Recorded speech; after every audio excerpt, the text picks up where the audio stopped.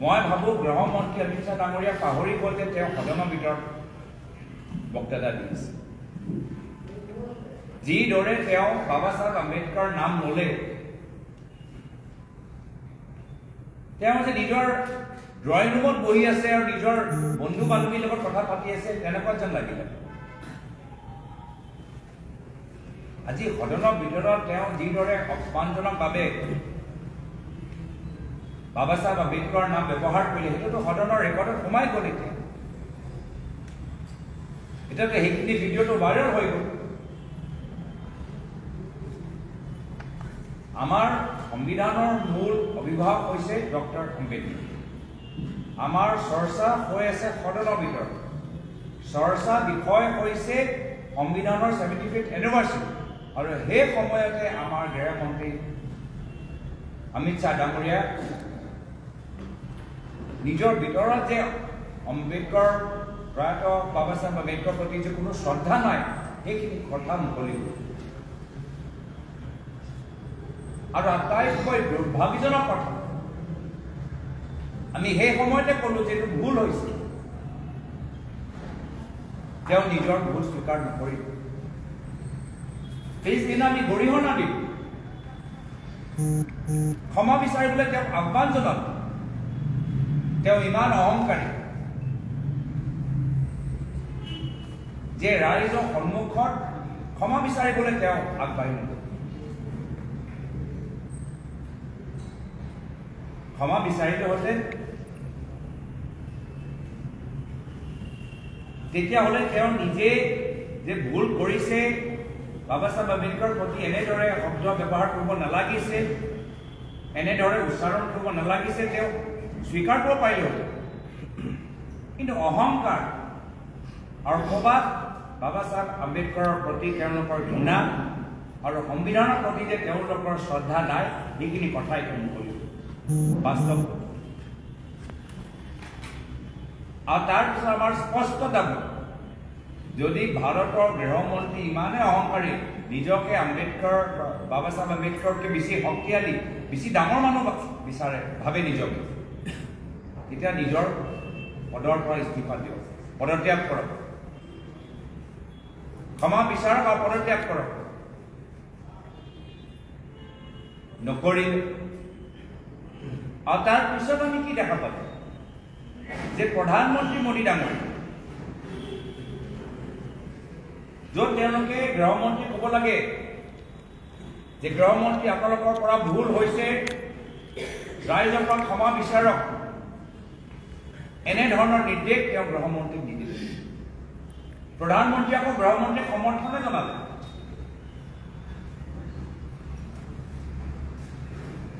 দীঘলীয়া এটা টুইট তেওঁ লিখিলে আৰু অমিত শ্বাহ ডাঙৰীয়াক তেওঁ সমৰ্থনে দিলে।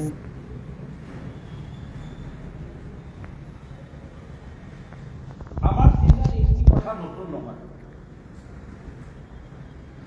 এইখিনি কথা মাত্ৰ যে অমিত শ্বাহ ডাঙৰীয়া, প্ৰধানমন্ত্ৰী নৰেন্দ্ৰ মোদী ডাঙৰীয়া লোকে যে সীমিত, এইটো নহয়।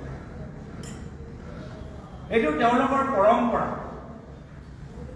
তেওঁলোকৰ ইতিহাস।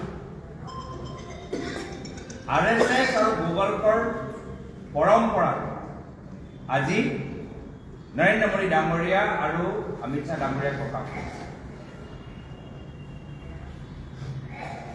যেতিয়া ভাৰতৰ সংবিধান যেতিয়া প্ৰথমবাৰৰ বাবে যেতিয়া পাছ হৈছিল, সেই সময়তে গুগলকাৰে কৈছিল, কিন্তু সংবিধান কি সংবিধান?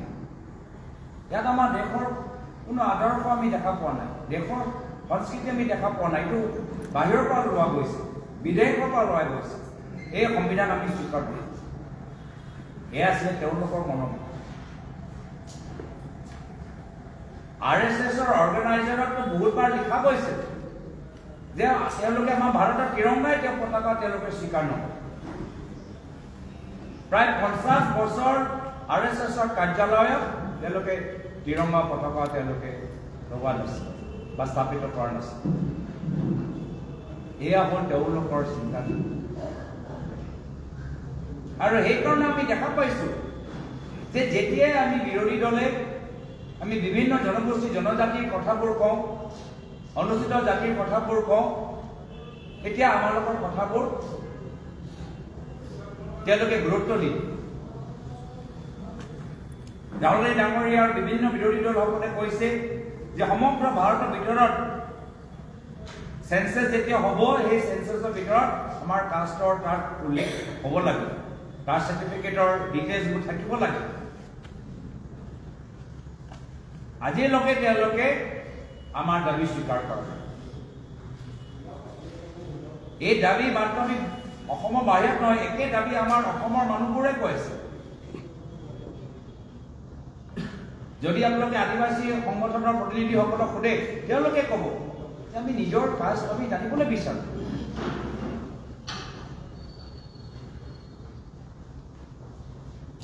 আমাৰ চৰকাৰ জনগোষ্ঠীক আজিলৈকে তেওঁলোকে জনজাতিকৰণ কৰিব পৰা নাই।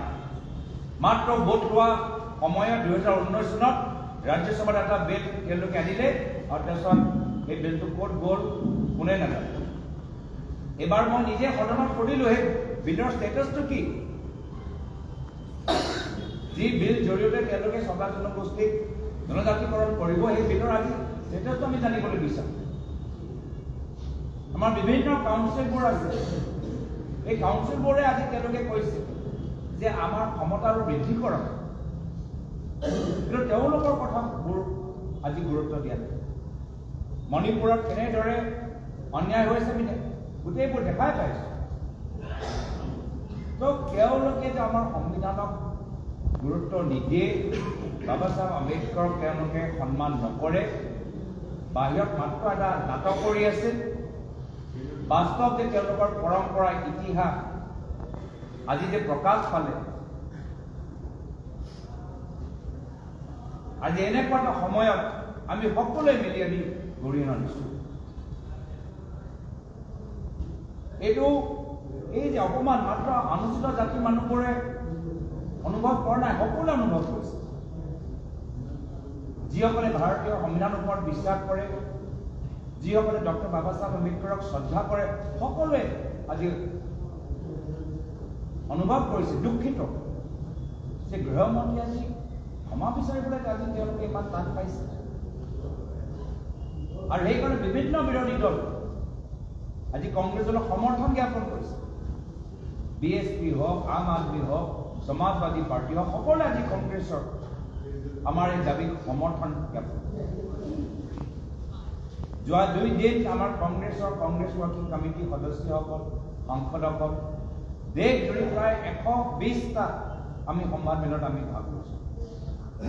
অহা কাইলৈ বিভিন্ন ঠাইত বাবা চাহেব আম্বেদকাৰ সন্মান যাত্ৰা আয়োজন কৰা হ'ব। 3 দিনৰ পিছত 27 তাৰিখে কৰ্ণাটকৰ বেলগাবী অঞ্চলত এটা বিশাল এটা সভা হ'বলৈ গৈ আছে। সেই সভাৰ টাইটেলটো জয় ভীম, জয় সংবিধান। আমি মাত মাতি গৈ